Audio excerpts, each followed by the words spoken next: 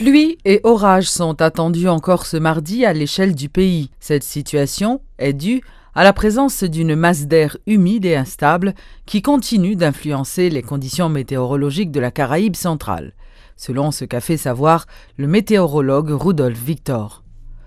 De son côté, le Centre national de météorologie alerte contre les dangers liés au cumul de pluie et à l'état de la saturation du sol sur le pays.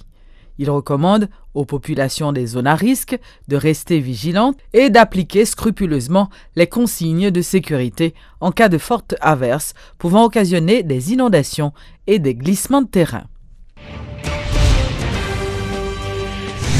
La conférence épiscopale d'Haïti demande au CEP de faire la lumière sur ce qui s'est vraiment passé au cours de la journée électorale et qui a discrédité les résultats.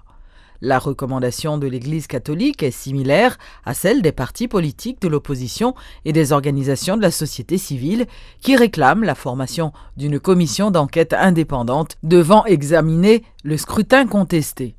Les évêques appellent à plus de transparence dans la machine électorale en général et plus précisément au centre de tabulation. La conférence épiscopale exhorte les conseillers électoraux à appliquer la loi électorale de manière impartiale afin de crédibiliser le processus. Par ailleurs, les évêques haïtiens pressent le gouvernement à garder sa neutralité durant le processus électoral. Le représentant de l'Église catholique au sein du Conseil électoral provisoire, le docteur Ricardo Augustin, a toute la confiance de la conférence épiscopale haïtienne selon Monseigneur Patrick Harris. Le porte-parole de la CEH affirme que si un jour un doute planait sur son honnêteté, il perdrait instantanément le soutien des évêques d'Haïti. Monseigneur Patrick Harris était invité ce mardi à la rubrique Le Point. Le délégué que l'Église catholique a envoyé n'est pas un enfant à qui nous demandons des comptes. Un. Deuxièmement, nous savons que le Dr Ricardo est au sein du Conseil comme étant une personne qui agit institutionnellement. En troisième lieu, il agit non pas pour la conférence, mais il agit pour le pays. Et toutes les fois qu'il agit comme ça, il agit et travaille pour nous, parce que nous sommes à l'intérieur du pays. Ceci précisé, une fois que Dr Ricardo continue d'être une lumière à l'intérieur de la structure, il va toujours avoir notre confiance. Sauf que il s'agit d'un conseil de 9 membres. Et normalement, une opinion sur 9 peut ne pas toujours être la seule et unique opinion. Ceci dit, nous ne savons pas non plus à quel niveau, je dirais, l'influence du docteur Ricardo plane sur les autres membres en tant que tel. Nous ne pouvons pas savoir ce genre de choses qui sont très internes. Et en dernier lieu, en regardant la réalité elle-même, nous savons que le Conseil agit de manière collégiale.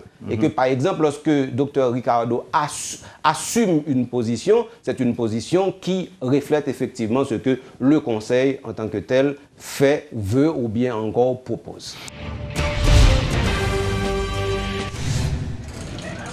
Les locaux de Radio-Télé Quisqueya ont été l'objet lundi soir d'une attaque armée. Plusieurs projectiles ont été tirés en direction du bâtiment, ce qui a causé bien des dommages.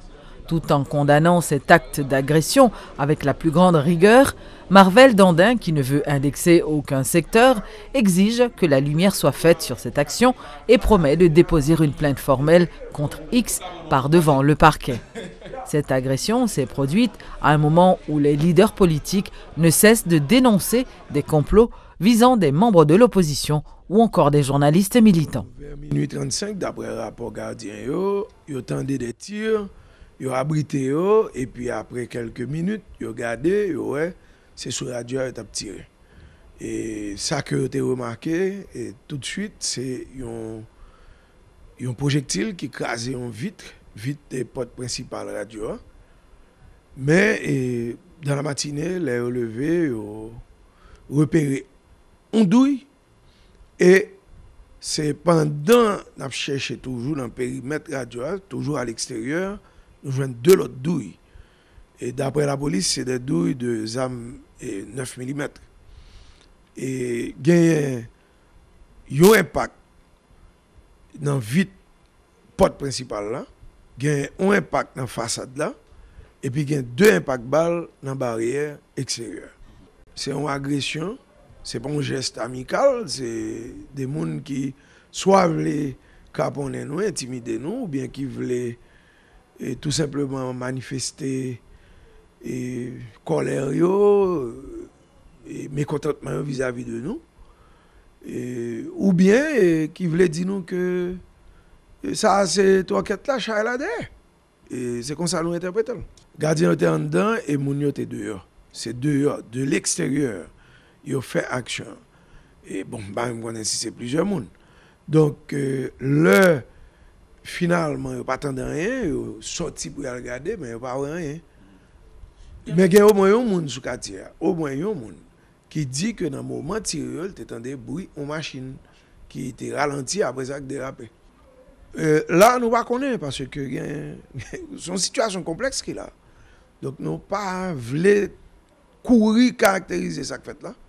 Il faut que nous gardions et nous pensions aux autorités eux-mêmes. Il y a une partition par eux pour jouer.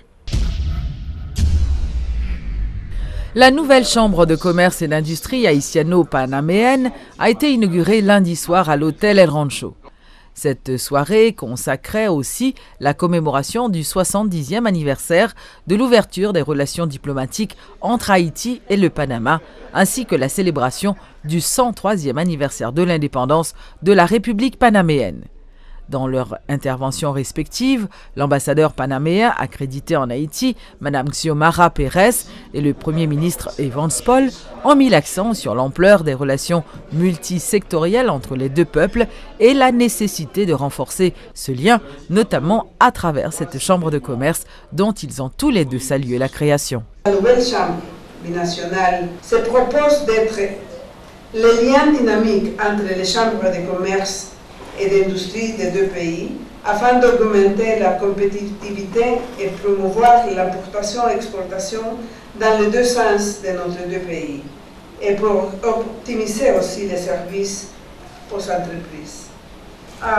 Les relations bilatérales, il faut qu'on travaille ensemble pour voir comment Panama peut aider pour la reconstruction d'Haïti et dans le secteur de la construction et les secteurs de porte. Les secteurs, il y a 5 mois et demi que je suis ici, mais je pense qu'avec 5 mois, ça a été suffisant pour voir qu'il faut commencer, il faut mettre les moteurs en marche. Et je vous promets que je vais le faire. Viva Panama, viva Haïti. Dans les récents traités signés par nos deux gouvernements, nous avions conclu de faciliter l'émission des visas réciproques.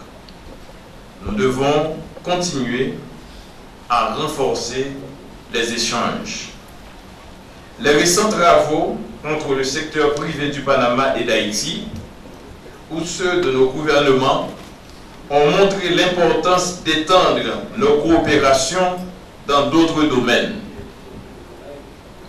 Le développement des outils financiers modernes, la gestion des infrastructures, les échanges culturels représentent des avenues d'opportunités que nous pouvons saisir ensemble.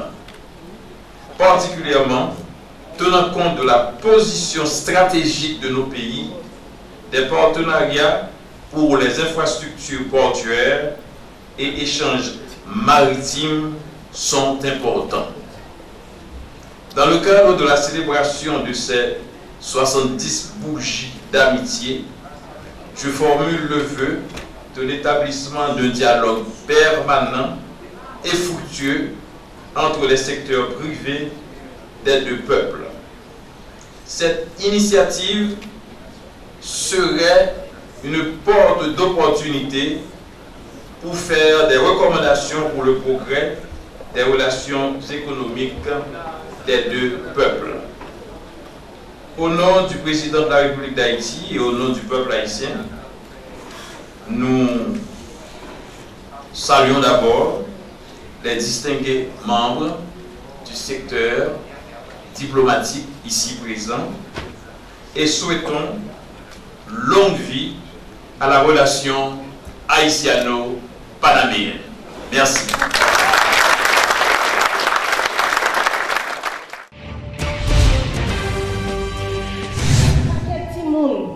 qui fait que j'ai maladie.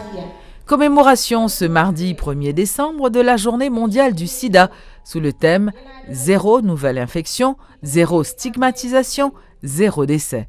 Un ensemble d'activités a été organisé par le ministère de la Santé publique de concert avec ses partenaires internationaux impliqués dans la lutte contre cette maladie. Le 1er décembre est une date symbolique qui favorise la réflexion, la prise de conscience et qui permet surtout de rappeler une réalité préoccupante qui n'a jamais cessé d'être d'actualité, l'épidémie du VIH-Sida. Si je dis par exemple Haïti vient gagner, d'après chiffre officiel là, à peu près 150 000 personnes qui sont séropositifs. Et malheureusement, c'est presque la moitié, 67 000 avec quelques, qui a recevoir traitement sur base régulière, que y a un PVVIH qui dit que il y a des amis qui t'a dû entrer dans l'université, ils ont demandé est-ce que vous faites VIH-Sida. Et donc, pour déclarer, alors que maintenant, pour qu'on voulait déclarer, il ne va pas sentir le pari, il ne va pas entrer dans l'université. Parce que, comprenez bien, maladie, elle pour rien, son virus lié, de pour ouvrir corps, ou risquer de prendre. Mais nous tous nous connaissons comment on peut éviter de prendre. Maintenant, nous ne voulons pas personne faire ni stigmatisation, ni discrimination sur le monde parce que est malade. C'est malade ou malade, donc tant que tout malade, à ce moment-là, vous faites pour joindre son besoin. Moi, je voulais dire que le gouvernement, l'État, ça, est engagé pour accompagner PVVIH, pour ne pas faire discrimination sur eux. Nous allons continuer à travailler ensemble pour comportement que le jeune, que le monde qui est âgé, pour nous privilégier un comportement qui peut éviter de nouvelles infections. Surtout quand les jeunes petits mesdames, il faut nous protéger, il ne faut pas abuser, il ne faut pas prendre avantage d'eux. Tout le monde vit en Haïti dans une situation économique difficile. Donc, par conséquent, il y a des gens qui sont capables de gagner des moyens en main et puis qui prennent avantage de jeunes parce qu'ils ont des besoins économiques.